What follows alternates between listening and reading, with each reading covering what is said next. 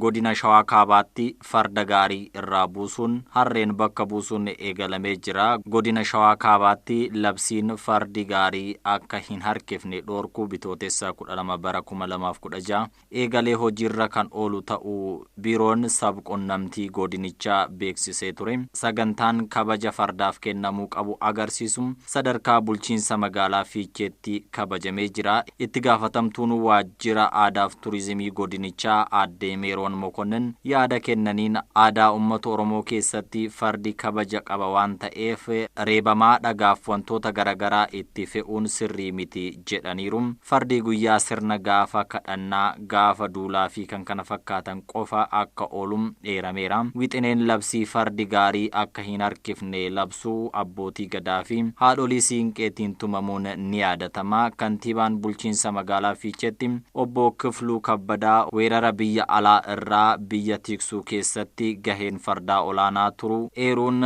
fardi kabaja isaaf malu argachuu qaba jedhanii jiru. Namoota gaarii fardaa bultii godhatanii hojjechaa turan gosa hojii biroo irratti akka bobba'an deeggarsa barbaachisu kan taasisu ta'uu eeruun kan gaarii itti fe'uu barbaadu harreen bakka buusee hojjechuu danda'a jedhanii jiru. Tajaajilli gaarii haa dhaabbatu jechuu osoo hin taane fardi golatti deebi'ee harreen gaarii hojjechuu ni dandeessi jechuun kantiibichi ibsanii jiru.